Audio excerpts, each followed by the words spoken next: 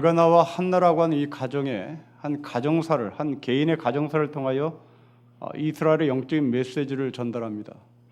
한나는 첫째 분입니다. 이스라엘은 하나님이 택하신 백성입니다. 그런데 한나는 임신을 하지 못했습니다. 하나님이 택하신 이스라엘 백성들이 임신을 하지 못했다는 말입니다. 이렇게 하나님은 한 가정을 통하여 이스라엘의 영적 상태를 말해주는 또 하나의 책이 있습니다. 바로 그 책은 호세아라는 책입니다. 호세아의 부인 고멜이라는 여자는 바알 신전에서 일하는 창녀였습니다. 그러나 호세아는 그 고멜을 끊임없이 받아들이고 또 받아들여 하나님의 사랑이 어떠한지를 이스라엘 백성들에게 가르칩니다. 이제 마침내 이 한나를 통하여 하나님은 사무엘을 탄생하는 축복을 오늘 우리에게 보이십니다.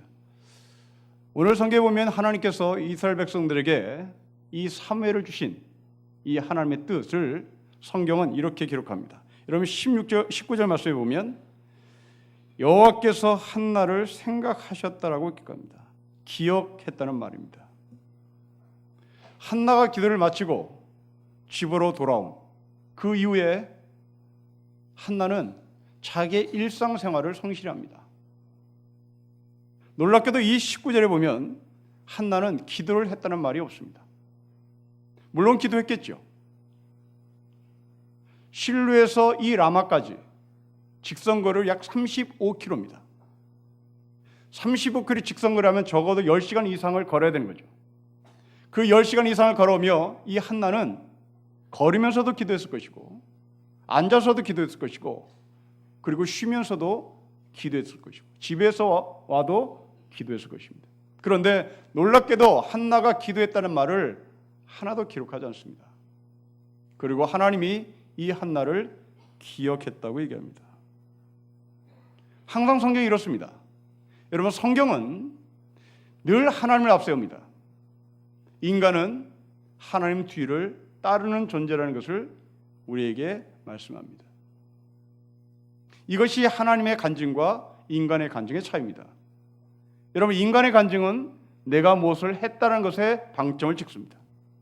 내가 기도를 열심히 했다. 또 어떤 설교자는 하나님 앞에 기도를 지겹도록 해라.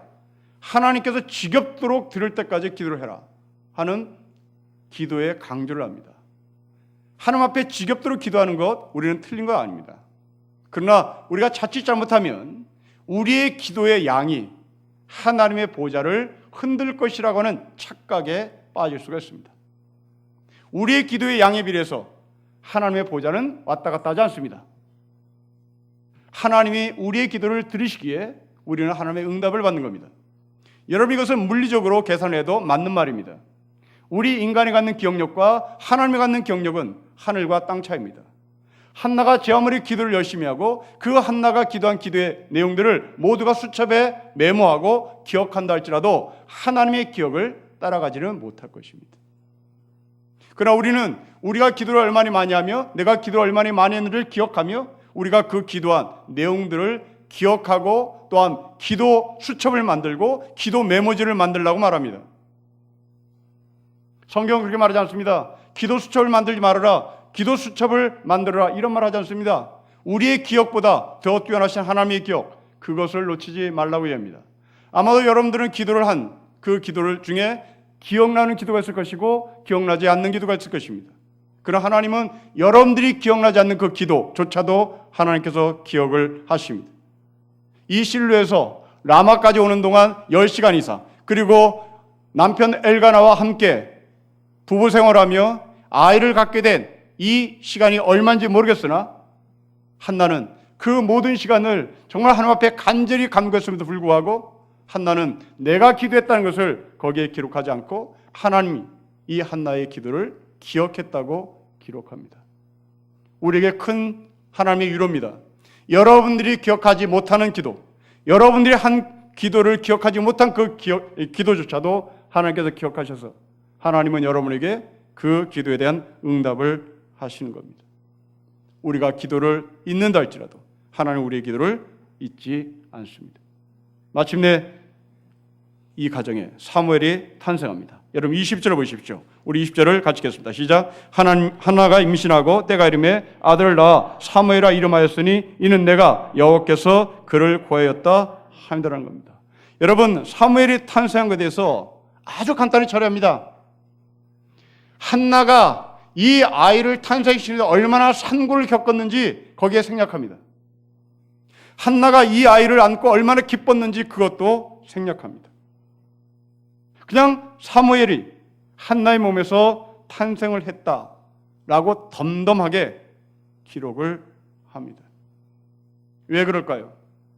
왜 이렇게 사무엘이 태어난 것에 대해서 간단 명료하게 한나의 고통, 한나의 산통, 한나의 기쁨, 이 모든 감정과 그 물리적인 고통들을 다 제거하고 아주 덤덤하게 한나가 사무엘을 탄생시켰다라는 말로 끝맺음을 하는 것일까요?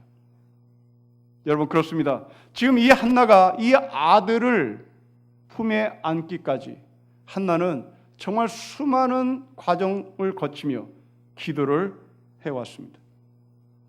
그 긴 과정이 이렇게 결과가 나타났다는 것을 강조하기 위하여 하시는 말씀처럼 보입니다. 결과가 왜 어떻게 이루어졌는지, 그 단순한 결과가 한나의 성실한 기도를 통해서 이루어졌다는 것을 우리에게 말하고 있는 것이죠. 여러분, 농부들을 보십시오. 농부들이 가을에 추수를 합니다. 아주 간단한 추수입니다. 그러나 그 간단한 추수가 농부의 손에 얻어지기까지 농부는 봄부터, 아니 겨울부터 그들은 준비하고 밭을 갈고 씨를 뿌립니다. 성실한 과정이 아주 간단한 결과를 얻게 되는 겁니다.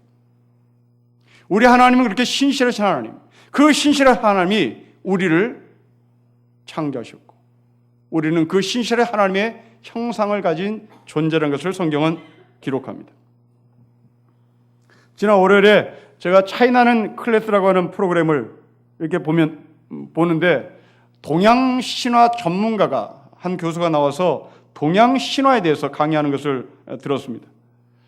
동양에서 인간을 만든 신이 여신이라고 하는데요, 그 여신의 이름은 여와라는 이름을 가진 여신이랍니다. 이 여와가 진흙으로 인간을 만든답니다. 그러니까 성경과 똑같습니다. 동양의 여신 여와라는 신이 인간을 만드는데 진흙으로 정성스럽게 만듭니다. 그런데 이 여와가 정성스럽게 인간을 만들다가 어느 실증이 났습니다. 실증이 나자 이 여와라는 여신이 새끼줄에다가 자기가 인간을 만드는 진흙을 붙여서 그냥 빙빙빙빙 돌린답니다. 그러면 그 새끼줄에 붙어 있던 진흙이 사방팔방으로 흩어져 인간이 됐다, 이 이야기입니다. 저는 그 이야기를 가만히 들으면서 우리 인간을 하나님의 형상으로 만드신 하나님과 그렇게 지극정성으로 진흙으로 인간을 만들다가 짜증이 나서 새끼줄에 흙을 붙여 산지사방으로 흩은 여호와라는 신을 한번 곰곰이 비교해 봤습니다. 여러분, 어떤 차이가 있는지 성경에서 말씀하시는 하나님과 동양의 인간을 만든 여호와라는 신이 어떤 차이가 있는지를 한번 비교해 보십시오. 두 가지가 차이가 있습니다. 하나는 성실하신 신, 성실하지 못한 신입니다. 하나님은, 성경에 나오는 하나님은 우리 인간을 정말 성실하게 빚으시고 만드십니다. 이 인간을 만들기 전에 하나님은 첫째 날부터 여섯째 날까지 정말 성실하고 신실하게 이 온 세상에 우주에 생명체들을 만들어내고 피조물들을 만들어냅니다. 반면에 이 동양 신화에서 인간을 만든 여호와라는 신은 인간을 만들다가 짜증이 났다는 얘기입니다. 성실성에서 아웃입니다. 그리고 또 하나의 다른 점이 있습니다. 하나님은 우리 인간을 흙으로 빚을 때 그 흙으로 빚은 인간에게 하나님의 형상을 부여합니다. 이 하나님의 형상을 부여했단 말은 모든 사람이 평등하게 존귀한 존재라는 얘기입니다. 여러분, 이 창세기의 문헌은 이스라엘 백성들이 애굽에서 종살이 했을 때, 그리고 바벨론에서 종살이 했을 때를 기억하며 하나님은 왜 우리 이스라엘 백성들을 만들었는지에 대한 신학화 작업에 들어간 산물입니다. 바벨론에서 종살이했던 이스라엘 백성들, 그리고 애굽에서 종살이했던 이스라엘 백성들이 왜 하나님은 우리를 이렇게 종으로 만들었는가라고 하는 이 신학적 질문에 답을 구하기 시작했습니다. 바로 그 답은 하나님은 너희를 종으로 만든 것이 아니라 하나님의 형상으로 만든 아주 존귀한 존재라는 것을 알려주는 것이 창세기의 창조주 하나님의 이야기고, 그 창조주 하나님이 우리 인간을 만들었던 이야기입니다. 그런데 동양신에서 말하는 이 여호와라는 신을 보십시오. 이 여호와라는 신은 처음에는 인간을 꼼꼼하게 만들다가 그리고 나중에는 대충 만듭니다. 여러분, 이것은 무엇을 말할까요? 이 여호와라는 신은 인간의 차별성을 존재한다는 말입니다. 아주 존귀하게 만들어진 존재가 있는가 하면 대충 만든 존재가 있단 말입니다. 그 존귀하게 만든 존재, 그 존재는 그 사회에서 아주 잘난 인간으로, 주류로, 그리고 기득권자로 살아가겠죠. 그리고 대충대충 만든 인간은 그 땅에서 마름으로, 종으로, 노예로, 여자로, 장애자로 살겠죠. 동양의 여신 여호와는 인간은 이렇게 차별적으로 만든 존재라는 것을 우리에게 가르칩니다. 결국 그 여호와라는 신은 누가 만들었을까요? 바로 기득권자가 만든 겁니다. 이 기득권자가 신의 이름으로 이 세상의 불공평함을 정당화시킵니다. 너희는 신이 그렇게 무소리로 만든 거야. 너희는 신이 그렇게 찌질한 존재로 만든 거야. 그리고 우리는 신이 이렇게 지극정성으로 만들었어. 이미 타고난 팔자야. 그러니 너희는 귀족 앞에, 기득권자 앞에 운명적으로 무릎을 꿇어야 할 존재라고 가리키는 것이 바로 이 동양신화의 인간을 만든 여호와라는 신의 세계관입니다. 그러나 성경에 말씀하시는 하나님은, 그 창조자 하나님은 모든 인간은 하나님의 형상을 가진 고귀한 존재요, 여기에는 높고 낮음이 없다는 것을 말씀해 주신과 동시에 그 높고 낮음이 없는 인간을 하나님께서는 성실하게 만들었다는 것을 말씀합니다.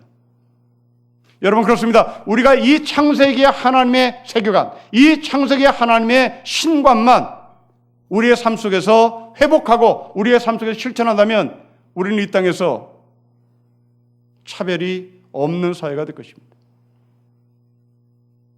그러나 인간이 만든 신은 그렇게 차별 없는 신을 만드는 것이 아니라 차별하는 신을 만듭니다. 오늘 이 한나는 좋은 결과를 얻기 위하여 성실한 삶을 살았습니다. 하나님의 마음을 갖고 그 성실하게 기도를 끊임없이 했습니다. 성경은 이런 삶을 가리켜 성령 충만한 사람이라고 말합니다. 여러분, 에베소 5장 18절에 사도 바울은 에베소 교회 교인들에게 말합니다. 성령 충만함을 받으십시오 라는 말합니다. 근데 이 성령 충만함이 무엇인지 그 앞에 사도 바울은 설명합니다. 세월을 아끼십시오. 방탕하지 마십시오. 술 취하지 마십시오. 그리고 바로 이어서 하시는 말씀입니다. 성령 충만함을 받으십시오. 성령 충만함의 반대는 세월을 아끼지 않는 것이고 방탕한 것이고 술 취한 것입니다. 엘리 제사장은 술 취한 채, 엘리 제사장의 아들들은 술 취한 채 시간을 낭비하고 있었습니다. 그 술 취했던 엘리는, 그리고 술 취했던 엘리의 아들들은 간절히 기도하는 한나를 보며 너도 술 취했구나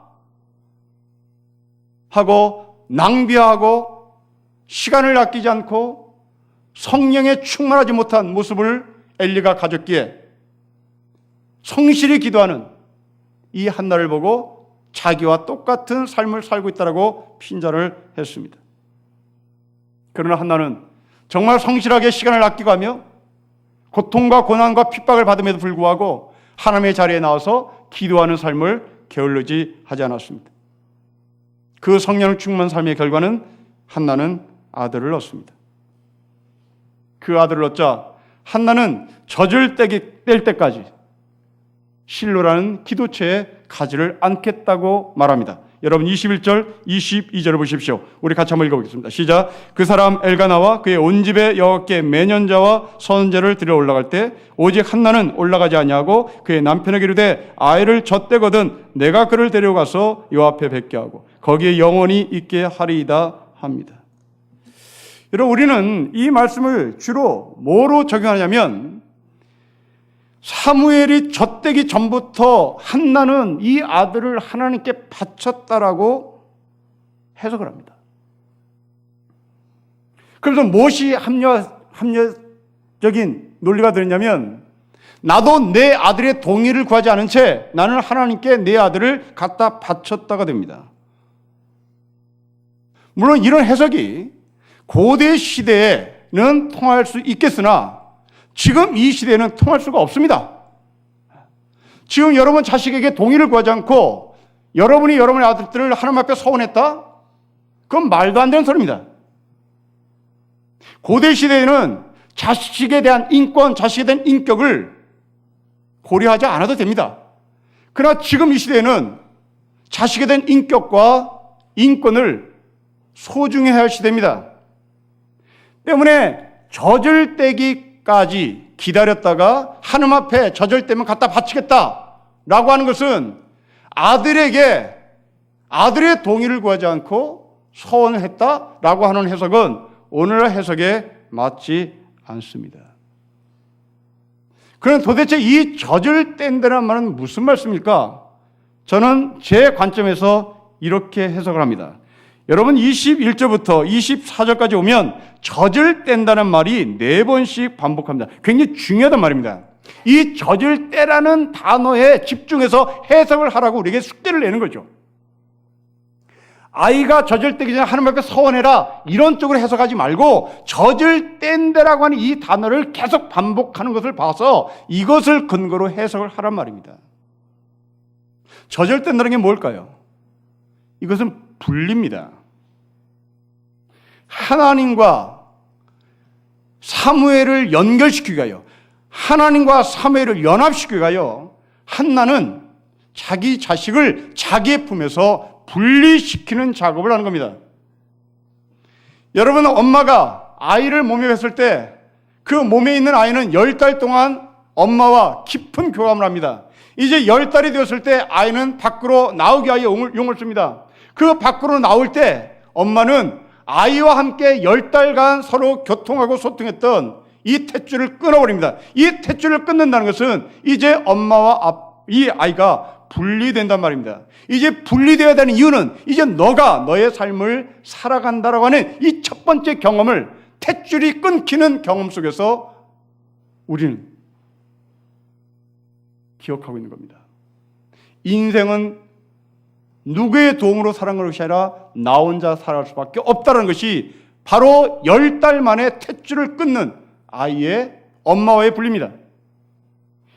이제 이어서 한 6달 정도 되면 또 아이들은 엄마 젖에서 분리 작업에 들어갑니다. 바로 그것이 이유식입니다. 이 이유식이 적어도 1년 이상 지속되다가 한 2년 정도 되면 이제 완전 분리죠. 이제 완전 분리하여 아이는 젖을 먹지 않고 밥을 먹습니다. 이렇게 엄마는 자식을 분리시키는 작업에 들어갑니다. 혼자 살아가도록요. 혼자 살아가야 하기 때문에 그런 차원에서 이 젖을 뗀다는 말은 사무엘아 너는 나와 연합하지 말고 하나님과 연합해야 된다. 하나님과 연합하는 훈련을 이 한나는 시킨 겁니다. 엄마의 영역에서 하나님의 영역으로 옮기는 요즘 우리 언어로 얘기하면 제자 훈련을 시키는 것이죠. 여러분, 여러분들이 자녀들을 바로 세우기 위하여 분리하는 작업들을 어떻게 할 것인가 고민할 것입니다. 한나를 통하여 배웁시다. 내 자식을 분리하는 내 자식을 나와 분리하는 이 작업 중에 그냥 세상에 독립하도록 내버려 두는 것이 아니라 내 아들이 내 딸이 하나님과 연합하도록 나의 삶을 분리시키는, 나와 내 자식의 관계를 분리시키는 작업입니다. 그러기 위하여 우리는 아이들에게 이 영적인 교육이 필요하다는 것을 명심할 수밖에 없습니다.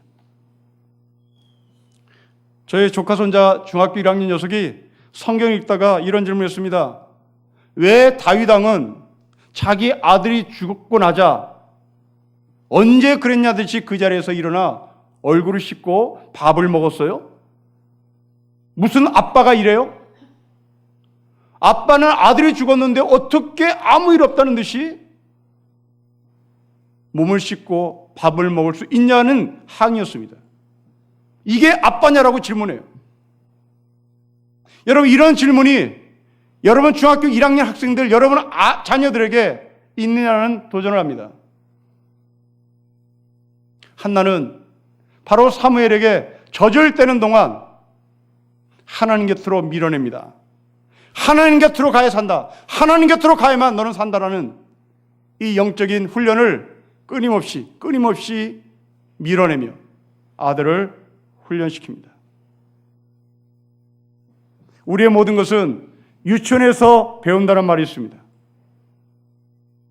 유치원에서 배운 모든 것이 인생의 가치를 정리한다는 얘기죠. 그러나 한나는 사무엘을 유치원에서 뭘 가르친 것이 아니라 젖을 뗄 때까지 하나님 편으로 밀어냈고 하나님을 의지하는 삶을 배우게 했고 하나님과 연합하게 했습니다.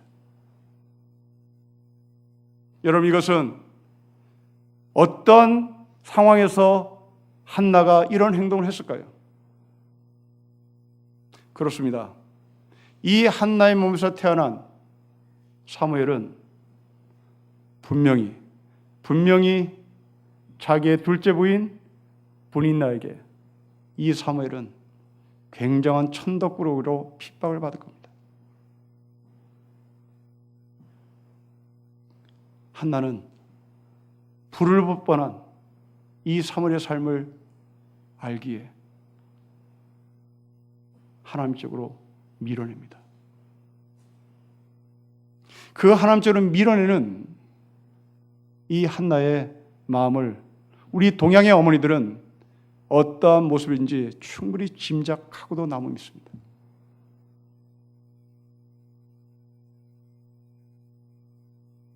집을 나가는 엄마를 쫓아가고 싶어 엄마 뒤에 한 20m, 30m 뒤를 따라가는 아들. 그때 엄마는 나 따라오면 안 된다고 돌멩이를 던지고 엉덩이를 때리고 머리를 쥐어박으며 나 따라오면 너 죽는다고, 여기 있어야 된다고 그렇게 말했던 우리 어머니들이 참 많습니다. 한나의 심정은 바로 그런 심정이었을 겁니다. 내 품에 앉아있다는 죽는다. 내 품에서는 너 제대로 살 수 없다. 하나님께로 가야 한다. 밀어냅니다. 아마도 우리 가운데 어렸을 때 이런 삶을 산 분들도 계실지 모르겠습니다. 한나는 자기의 품 안에 아이를 두고 싶은 마음이 간절했겠죠. 그러나 그는 자신의 가슴보다, 자신의 품보다 하나님의 품이 더 안전하고 더 크다는 것을 알았습니다. 그리고 남편에게 이야기합니다. 그 남편 엘가나는 이 한나의 말에 존중을 합니다. 여러분 23절을 보십시오. 23절 같이 읽겠습니다. 시작. 그의 남편 엘가나가 그에게 이르되 그대의 소견에 좋은 대로 하여 그를 젖대기까지 기다리라. 오직 여호와께서 그의 말씀대로 이루시기를 원하노라 하니라. 이에 그 여자가 그의 아들을 양육하며 그가 젖대기까지 기다립니다. 여러분, 지금 이 이야기는 오늘의 이야기입니다. 고대 시대의 이야기입니다. 고대 시대의 자식은 아들의 소유지 엄마의 소유가 아닙니다. 그리고 남편은 아내의 말을 거부할 권리가 있었습니다. 그러나 이 엘가나는 한나의 말에 거부를 하지 않습니다. 한나의 말을 따르고 그 한나를 돕습니다. 여러분, 이 또한 성령 충만한 삶입니다. 에베소 5장 18절에 그 성령 충만한 삶은 곧 삶으로, 성실한 삶으로 증명되어야 되는 것을 말합니다. 성령 충만이란 춤추고 노래 부르는 것이 아니라 성실한 삶으로 증명하는 겁니다. 술 취하지 않는 겁니다. 방탕하지 않는 겁니다. 세월을 낭비하지 않는 겁니다. 그러면 이 성령 충만함, 성실한 삶을 제일 먼저 어디에 이 성실한 삶을 실천하며 증명할 것인가? 사도 바울은 못을 박습니다. 부부입니다. 남편들이여, 아내들이여, 아내에게 남편에게 순종하십시오. 동일한 인격체로서 남편과 아내와 남편의 삶에 서로 순종하십시오. 수평적인 관계 속에서 순종을 요구합니다. 그리고 이어서 이 사도 바울은 이 성령 충만한 삶, 술 취하지 않는 삶, 시간 낭비하지 않는 삶, 방탕하지 않는 삶, 성실한 삶을 부부 다음에 또 증명해야 될 것을 말합니다. 바로 그것은 부모와 자식 사이입니다. 이 부모와 자식 사이가 성실함으로 대할 때 바로 그것은 성령 충만한 것을 증명한다고 얘기합니다. 이어서 이 성령 충만의 세 번째 현장, 성령 충만함을 증명해야 될 세 번째 현장, 바로 그것은 직장입니다. 놀랍게도 이 에베소 5장에 눈을 씻고 뒤져봐도 성령 충만함의 삶을 교회에서 증명하라 말이 없습니다. 교회에서 성령 충만함의 어떤지를 사람들에게 증명한 말이 없단 말입니다. 성령 충만함의 증명의 삶의 현장은 부부요, 부모와 자식 사이요, 그리고 직장에서 그것을 증명하라고 말합니다. 이 엘가나와 한나의 부부는 바로 한나의 비전과 꿈을 서로 섬기기 위하여 순종하는 남편이었습니다. 곧 성령 충만한 부부였습니다.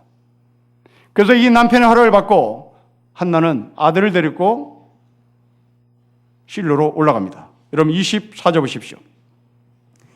24절 우리 같이 읽겠습니다. 시작. 저절된 후에 그를 데리고 올라갈새 수소의 마리와 밀가루 한 에바와 포도주 한 가죽배들을 가지고 실로 여호와 집에 나갔는데 아이가 어렸습니다. 여러분, 이것은 좀 이상합니다. 민수기 15장 8절과 9절에 서원제를 들어가는 사람에게 들고 가야 할 곡식을 정해줍니다. 첫째로 숫송아지 한 마리, 그리고 밀가루 10분의 3 에바, 그리고 포도주 2분의 1 흰. 그런데 지금 한나는 숫소 3마리, 밀가루 1 에바, 포도주 1 가죽부대, 민수기에서 기록한 기준보다 3배 이상을 가져갑니다. 왜 이랬는지 성경은 기록하지 않습니다. 우리는 또한 왜 한나가 이렇게 민수기 근거한 숫소 1마리, 10분의 3 에바의 밀가루, 2분의 1 흰의 포도주를 가져가지 않고 이렇게 많이 가져갔을까? 이것은 해석할 수밖에 없는 겁니다. 저의 입장에서 본 해석입니다. 이스라엘은 이렇게 죄가 많아.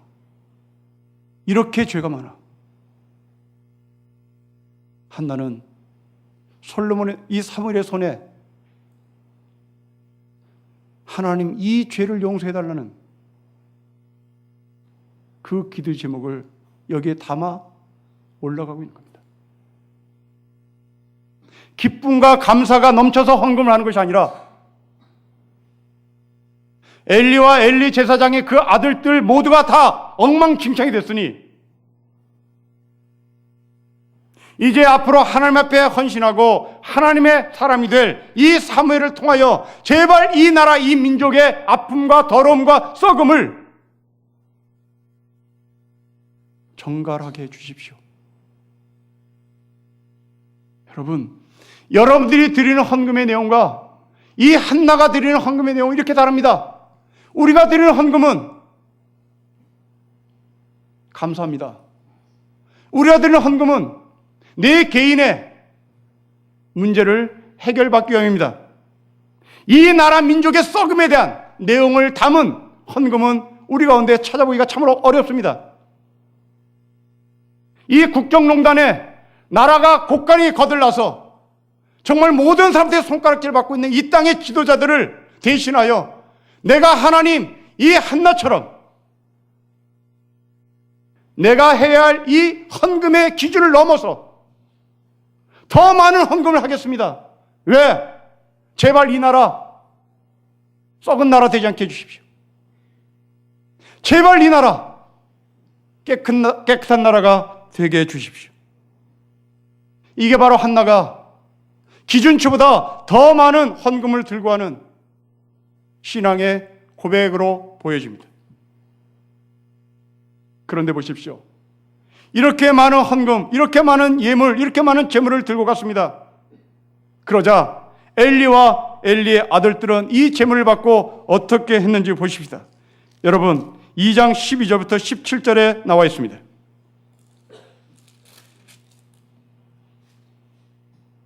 2장 12절부터 17절의 말씀을 제가 읽겠습니다. 엘리 아들들은 행실이 나빠 여호와를 알지 못하더라. 그 제사장들이 백성에게 행하는 관습은 이러하니 곧 어떤 사람이 제사를 드리고 그 고기를 삶을 때에 제사장의 사원이 손에 3살 갈고리를 가지고 와서 그것으로 냄비나 솥에나 큰 솥에나 가마에 찔러 넣어 갈고리에 걸려 나오는 것은 제사장이 자기 것으로 가지되 실로에서 그곳에 온 모든 이스라엘 사람에게 이같이 할 뿐 아니라 기름을 태우기 전에도 제사장의 사원이 와서 제사 드리는 사람에게 이르기를 제사장에게 구워드릴 고기를 내라. 그가 너에게 삶은 고기를 원하지 아니하고 날 것을 원하신다 하다가 그 사람이 이르기를 반드시 먼저 기름을 태운 후에 너의 마음에 원한 대로 가지라 하면 그가 말하기를 아니라 지금 내게 내라. 그렇지 아니하면 내가 억지로 빼앗으라 하였으니 이 소년들의 죄가 여호와 앞에 심히 크면 그들이 여호와의 제사를 멸시함이었더라. 여러분, 이게 이 땅의 교회 지도자 아닌가 싶습니다. 한나와 같은 그 전결한 헌금을 하나님 앞에 갖다 드렸더니 그 돈을 삥 땅에서 비자금을 만들고 그 돈을 삥 땅에서 서울시의 도로를 점령하고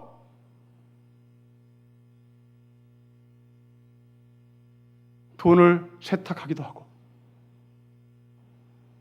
정치자금으로 흘려보내기도 하고 이게 바로 엘리 제사장들의 삶이었습니다.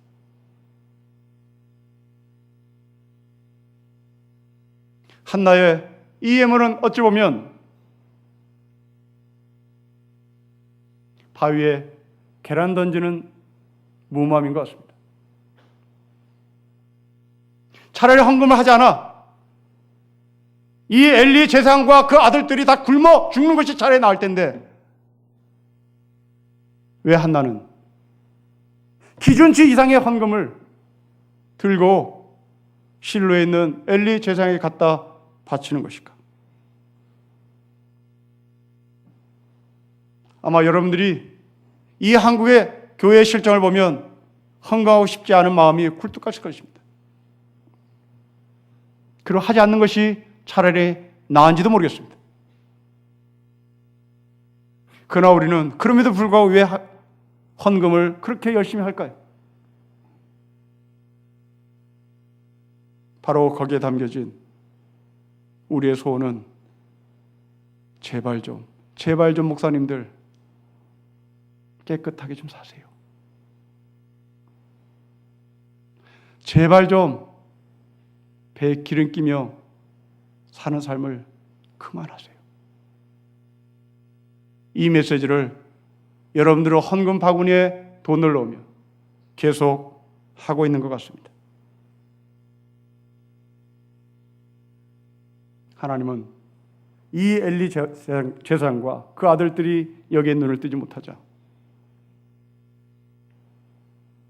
그들을 제하시고 바로 그 자리에 하나님은 사무엘을 세우십니다.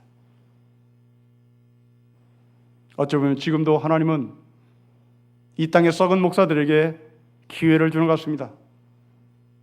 그리고 우리에게 경고합니다. 지금 너도 모르게 사무엘이 크고 있다. 지금 너도 모르게 사무엘이 훈련받고 있다. 그 사무엘이 훈련받고 그 훈련이 끝나면 너는 아웃된다는 것을 기억해야 한다 하는 메시지를 우리에게 전한 것 같습니다. 성도 여러분, 베드로 사도는 우리를 그 왕같은 제사장의 자리에 갖다 놓았습니다. 하나님이 우리에게 던지는 메시지입니다. 너가 지금 썩었다면, 너가 지금 교인들의 돈을 등쳤다면, 너가 지금 교인들의 돈을 떼먹고 손해를 끼치고 아픔을 주고 상처를 줬다면 너는 지금 사무엘이 크고 있다는 걸 기억해라. 그리고 너는 어떻게 죽을지를 기대해라. 이 말을 던지는 것 같습니다. 어떻게 죽을지를 기대해라. 무섭습니다. 엘리와 엘리 제사장들, 그들은 비참하게 죽습니다. 사무엘이 크고 있습니다. 사무엘이 잘하고 있습니다. 사무엘이 전면에 나서면 심판을 받습니다. 하나님은 그 심판의 자리에 갈 때까지 우리에게 유보하시고 또 유보하십니다. 사무엘이 자랄 때까지, 사무엘이 나타날 때까지 예수 그리스도가 우리를 심판하시기로 작정하셨다면 지금 당장 불로, 유황불로 다 녹여버리시겠으나 우리에게 다시 한번 기회를 주시기 위하여 진행하신 예수 그리스도는 미루고 또 미루십니다. 그 하나님의 사랑을 사무엘을 통해서 확인했다면 이제 우리는 내가 왜 예물을 드리며 왜 교인들이 이렇게 열심히 헌금을 하는지 목사는 빨리 알아차려야 될 것이고 왕같은 제사장으로 살아가야 할 여러분들이 내가 어떻게 성실하게 이 땅에 살아야 될 것인지를 늘 긴장하며 기억해 살아야 할 것입니다. 참된 지도자 없을 때 한나는 참된 지도자가 나오기를 간절히 간구했습니다. 그리고 한나는 그 어린 사무엘을 하나님 편으로 밀어내기 시작했고 하나님으로부터 훈련을 받도록 사무엘을 하나님께 넘겼습니다. 많은 비용을 지불하면서까지. 그러나 이 땅의 영적 지도자들은 그 많은 비용을 지불하는 한나의 마음을 잊지 못했습니다. 자기의 배만 채우기에 급급했습니다. 그 가운데 하나님은 사무엘을 양육하고 사무엘을 성장시켜 마침내 이 나라의 지도자로 세우십니다. 이 세상이 아무리 썩었다 한들 지금도 하나님은 여전히 한나와 같은 사람을 통하여 사무엘을 이 땅에 보내실 것이고 그 사무엘은 어딘가에 지금 지도자로 훈련을 받고 계실 것입니다. 우리의 삶의 궁극적인 소망입니다. 다시 오실 예수 그리스도를 기다리며 지금도 사무엘을 키우고 계시는 하나님, 그 하나님으로 말미암아 절망이 소망으로 바뀌는 우리의 모든 삶이 되시기를 주의 이름으로 축복합니다. 기도하겠습니다. 하나님 아버지, 이 성실한 한나의 삶이 마침내 참된 지도자 사무엘을 탄생시킨 하나님의 역사심을 저희가 나눴습니다. 성령 충만하기를 늘 간구하는 우리들에게 그 성령 충만함의 삶이 가정에서 증명되게 하시고 일터에서 증명되게 하여 주셔서 정말 이 땅에 부정부패가 사라지고 이 땅에 참된 사무엘 사람 같은 사람이 나타남으로 말미암아 참된 지도자의 삶이 무엇인지 사람들에게 보일 수 있도록 축복하여 주시고 우리를 왕같은 제사로 삼으셨으니 우리도 이 사무엘의 반열에 들어가 엘리 제사장과 같은 그 엘리의 아들들처럼 썩은 사람으로 살지 않도록 인도하여 주십시오. 주 예수 그리스도의 이름으로 기도합니다. 아멘.